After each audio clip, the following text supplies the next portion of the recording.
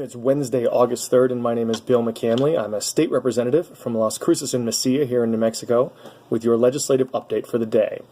Two topics today. The first one is water. I had a very good meeting with a member of the Lower Rio Grande Waters Users Association last week, and we were talking about a new agreement that was signed between a bunch of entities down here in the area. So that would be both the pecan farmers and people that do row farming, the university, the city of Las Cruces, the Camino Real Utility Authority, which is the water authority down in the south part of the county, and PNM.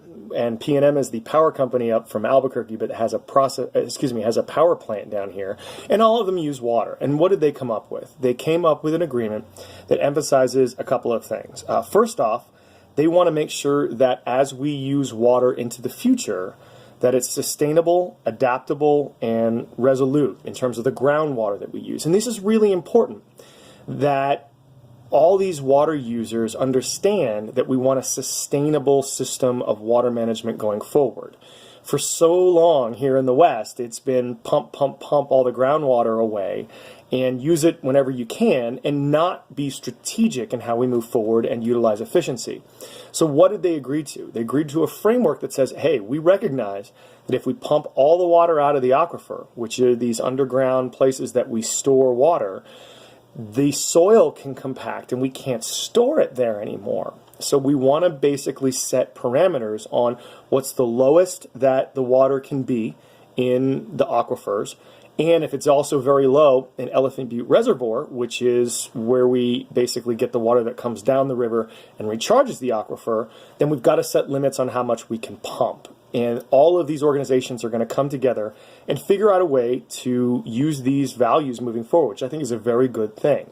This is really important because an opinion that was put out recently by a special master, which is the judge who is charged with overseeing Texas and New Mexico's water dispute, his initial findings may not be good for us. And there's a possibility that the federal government could come in to southern New Mexico and take control over all of our groundwater usage here in our area. And that would make life a lot more complicated moving forward. So we want to make sure we're using things as efficiently and effectively as we can.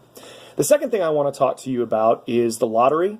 So some of you may have seen in the paper today or seen on the TV today that those of us on the House Ways and Means Committee signed a letter to the Lottery Authority just questioning why they are doing pay-at-the-pump lottery ticket sales at gas stations.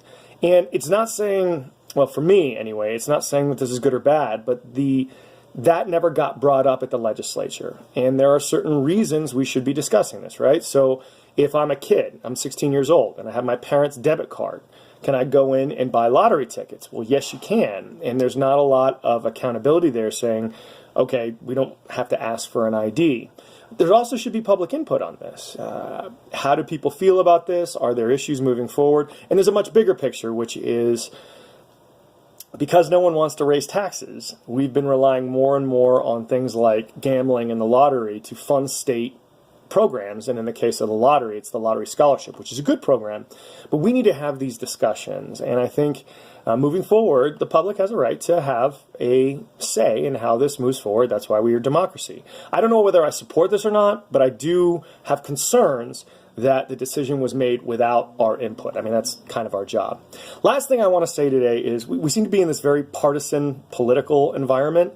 I want to say some nice things about Republicans. So for the water issue, there's a farmer in my district named Greg Davier. He runs a pecan orchard in the south part of my district. Really smart guy, like really smart, really means well. And we are differing politically on a lot of things, but he's always willing to talk to me and listen to me and give me knowledge on this water issue, and I really appreciate it.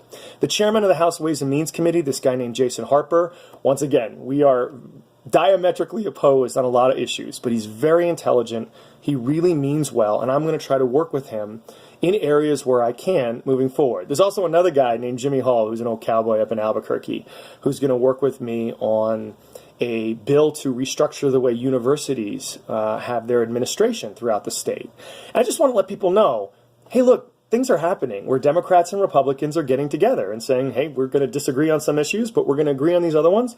And it's important that we get together to get things done. And I'm really proud of this. I'm proud of them. I'm happy that I'm able to do this, and just want to let you know that things like that are really moving forward. It's not all about we hate each other. So as always, if you have any questions, concerns, or comments on these or any other issues, sure would appreciate hearing from you. Thanks a lot. Hope you're having a great week. Bye.